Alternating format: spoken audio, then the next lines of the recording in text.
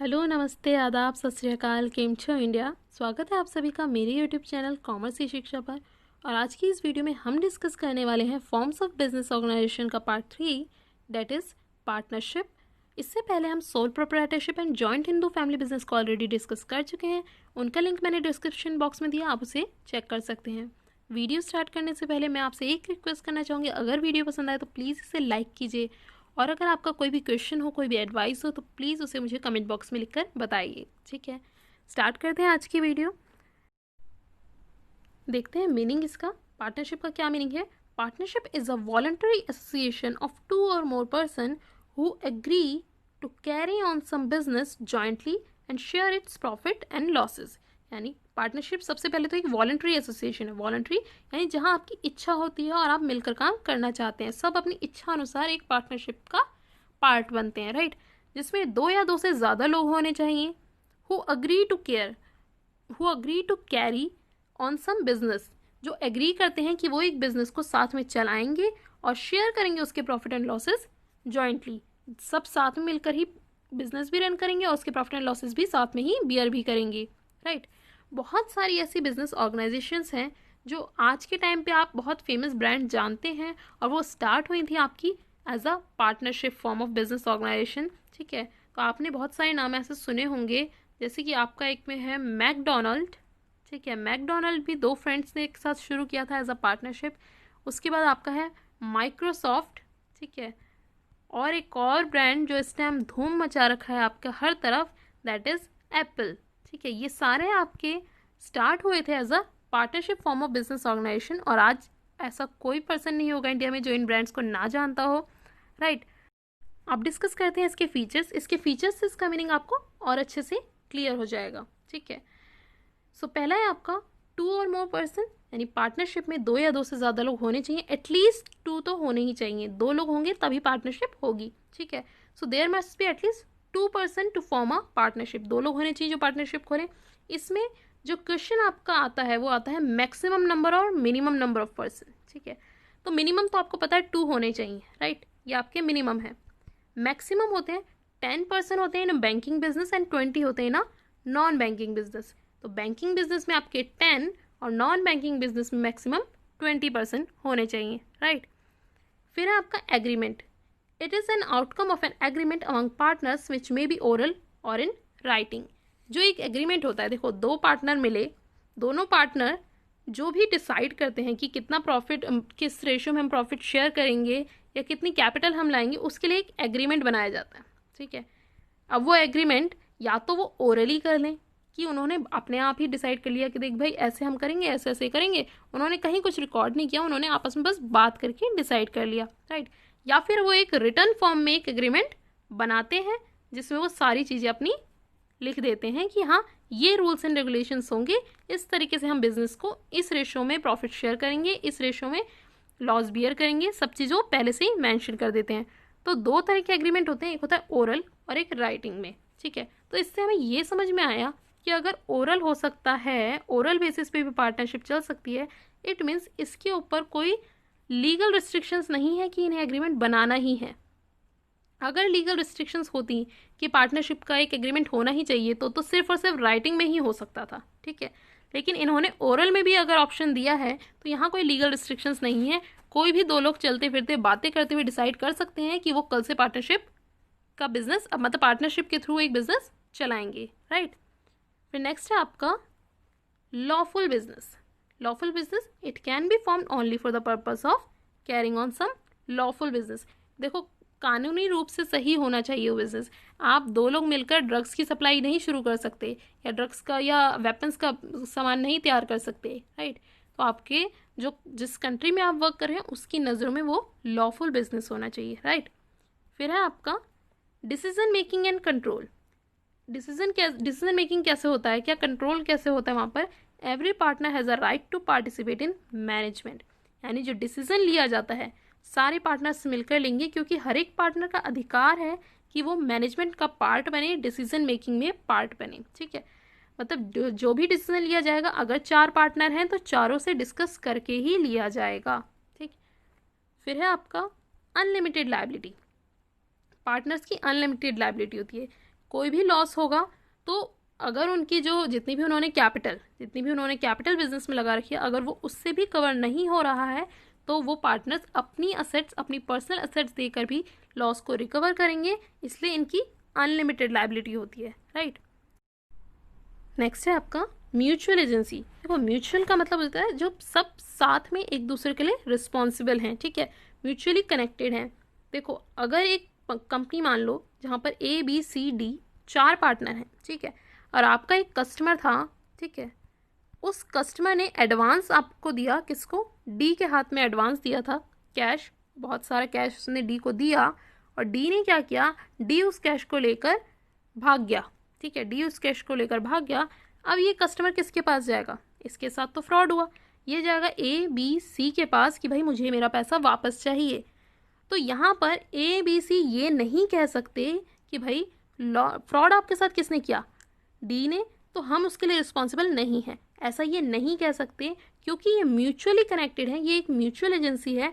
D ने fraud किया तो भी ABC को उसे पे करना पड़ेगा, ठीक है, यानी D या कोई भी पार्टनर कोई भी एक्टिविटी करे उसका असर सारे पार्टनर्स पर पड़ेगा, ठीक है। लॉस अगर D की वजह से हुआ है तो बियर चारों को करना पड़ेगा, सिर्फ D ही नहीं करेगा, राइट। तो ये म्यूचुअली कनेक्टेड है, यानी एक पर्सन का डिसीजन अदर पार्टनर्स को भी इफेक्ट करता है, राइट। यही यहाँ पर लिख, every partner is liable for act perform by other partners on behalf of the firm, यानी हर एक पार्टनर लायबल है किस चीज़ के लिए, जो भी एक्ट परफॉर्म किया गया है दूसरे पार्टनर के द्वारा या on behalf of the firm. देखो यहाँ पर एक कंडीशन है, जैसे मैंने ABCD का एग्जाम्पल दिया कि D ने फ्रॉड किया कंपनी के कस्टमर के साथ, तब तो A और B C लायबल हैं इस लॉस को पे करने के लिए।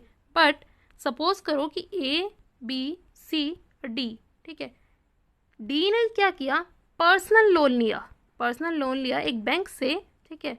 अब उस पर्सनल लोन को अगर वो पे नहीं कर पाया तो वहाँ पर जिस बैंक से उसने लोन लिया वो बैंक ABC के पास नहीं जा सकता, क्योंकि D ने ये लोन पर्सनल लोन लिया था, फर्म के नाम पर नहीं लिया था। जब ये लोन फर्म के नाम पर लिया जाता तब ABC रिस्पॉन्सिबल होते, राइट। फिर है आपका लैक ऑफ कॉन्टिन्यूटी।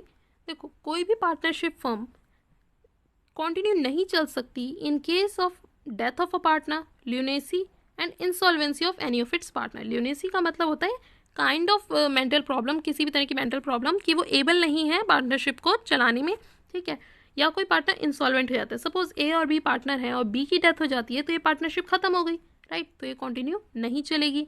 या फिर B इंसॉल्वेंट हो जाता है या इस हालत में नहीं है कि वो इस चीज़ को कंटिन्यू कर सके, तो उस केस में आपकी जो पार्टनरशिप है वो एंड हो जाती है। बट अगर ABCD 4 पार्टनर हैं और D की डेथ हो गई, ठीक है, D की डेथ हो गई, तो ABC अगर चाहें तो कंटिन्यू कर सकते हैं, लेकिन जो एग्रीमेंट पहले इन चारों का बना था उसे एंड करेंगे और एक न्यू एग्रीमेंट बनाया जाएगा किन तीनों के बीच में, A, B और C के बीच में, ठीक है।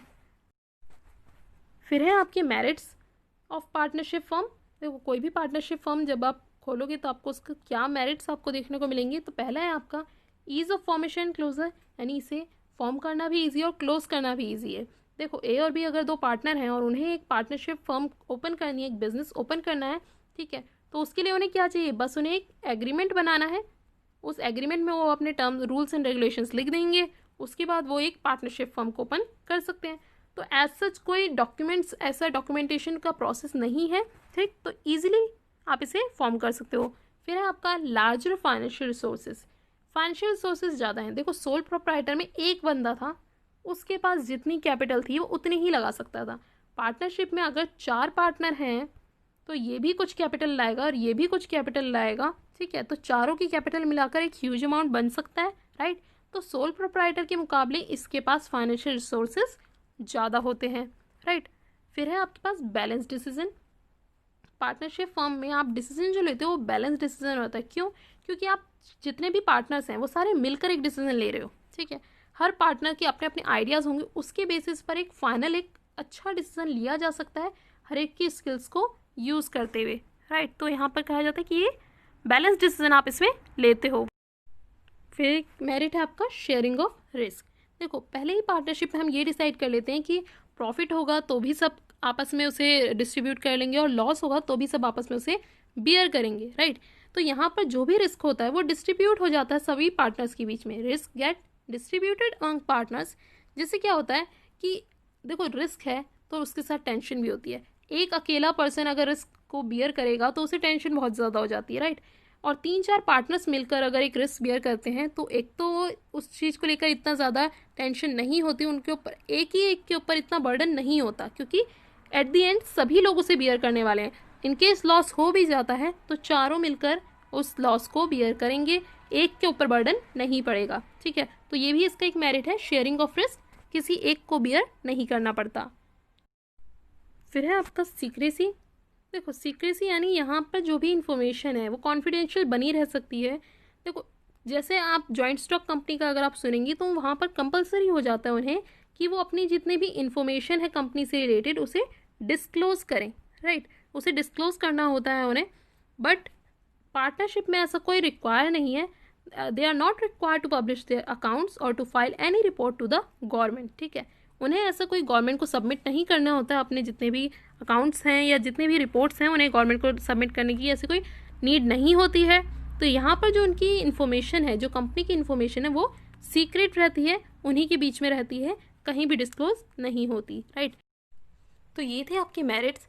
अब डिस्कस कर लेते हैं इसकी कुछ लिमिटेशंस की। अगर आप एक पार्टनरशिप फर्म ओपन करते हो तो आपको क्या प्रॉब्लम्स हो सकती हैं या क्या उसकी लिमिटेशंस आपको फेस करनी पड़ सकती हैं।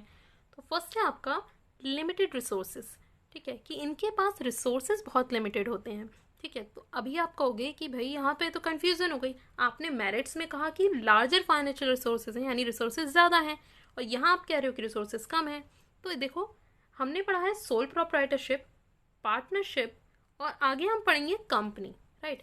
तो पार्टनरशिप के जो रिसोर्सेज हैं वो सोल प्रोप्राइटर से ज़्यादा हैं, क्योंकि सोल प्रोप्राइटर एक है और पार्टनरशिप में पार्टनर्स ज़्यादा हैं, तो इसके मुकाबले इसके पास रिसोर्सेज ज़्यादा हैं। बट कंपनी में क्या होता है, कंपनी में तो बहुत सारे शेयर होल्डर्स होते हैं, वहाँ पर फंड रेज करने के बहुत ज़्यादा ऑप्शंस होते हैं, इतने सारे इसके ओनर्स होते हैं, तो बहुत ज़्यादा कैपिटल आप रेज कर सकते हो, ठीक है। तो यहाँ पर पार्टनरशिप को अगर मैं कंपनी से कंपेयर करूँ तो इसके रिसोर्सेज कम है, इसलिए ये पॉइंट आपका बन जाता है इसका मेरिट, और ये पॉइंट बन जाता है आपका इसका डीमेरिट, कि रिसोर्सेज सोल प्रोप्राइटर से ज़्यादा हैं तो ये इसका एक मेरिट है, राइट। लेकिन रिसोर्सेज कंपनी से कम है तो ये इसका एक डीमेरिट भी है, because there is a restriction on the number of partners and hence capital contributed by them is also limited. Restriction है कि अगर बैंकिंग का रिलेटेड बिजनेस है तो आपके 10 होंगे पार्टनर्स मैक्सिमम, नॉन बैंकिंग में आपके 20 होंगे, तो इससे ज़्यादा हो नहीं सकते। तो पार्टनरशिप में जितनी भी रिसोर्सेज हैं वो इतने तक ही सीमित रहते हैं, राइट। फिर इसके बाद है आपका नेक्स्ट अनलिमिटेड लायबिलिटी। जितने भी पार्टनर्स हैं उनकी लायबिलिटी अनलिमिटेड है। इट मीन्स अगर उनकी कैपिटल से जितना उन्होंने इन्वेस्ट किया है उससे आप लॉस को रिकवर नहीं कर पा रहे हैं तो आपको अपनी पर्सनल असेट्स तक देनी पड़ जाएगी उस लॉस को रिकवर करने के लिए, राइट। तो ये पार्टनर्स के लिए ड्रॉबैक हो जाता है, स्पेशली उन पार्टनर्स के लिए जिनकी पर्सनल वेल्थ बहुत ज़्यादा है। देखो 3 पार्टनर्स थे ए बी सी, ठीक है। अब इन तीनों की कैपिटल से लॉस रिकवर नहीं हुआ, ठीक है। उसके बाद हमने क्या किया कि भाई लॉस तो रिकवर करना ही है, हमें अपनी पर्सनल एसेट्स लानी पड़ेंगी। तो सी ने कह दिया कि भाई मेरे पास तो है ही नहीं इतनी, बी के पास भी बहुत कम थी और ए के पास बहुत ज़्यादा थी, ठीक है। तो ज़्यादातर पोर्शन किसे रिकवर करना पड़ेगा, आपका ए को, क्योंकि सी के पास है ही नहीं, बी के पास भी नाम को ही है पर्सनल एसेट्स, ए के पास ज़्यादा है, तो लॉस रिकवर करने के लिए ए को ज़्यादा पे करना पड़ जाएगा। तो यहाँ पर ये इसके लिए तो बहुत बड़ा ड्रॉबैक हो गया, राइट। तो इसलिए कहा जाता है ये इसकी लिमिटेशन है कि इन लोगों की अनलिमिटेड लायबिलिटी है। फिर है आपका third point lack of continuity. जैसे हमने पहले ही डिस्कस किया कि पार्टनरशिप खत्म हो जाती है जब भी किसी पार्टनर की डेथ हो, रिटायरमेंट या इंसॉल्वेंसी या ल्यूनेसी की कंडीशन में पार्टनरशिप आपकी एंड हो जाती है, तो ये कंटिन्यू लंबे समय तक नहीं चल सकती, राइट। नेक्स्ट है आपका लैक ऑफ पब्लिक कॉन्फिडेंस, यानी पार्टनरशिप फर्म्स पर पब्लिक कॉन्फिडेंस नहीं जता पाती, वो उनसे नहीं जुड़ पाती। रीज़न क्या है कि पार्टनरशिप फर्म्स अपनी कोई भी फाइनेंशियल स्टेटमेंट कहीं पर भी शो नहीं करती। देखो इनके ऊपर कोई बाउंडेशन नहीं है कि ये शो करें या ना करें, राइट।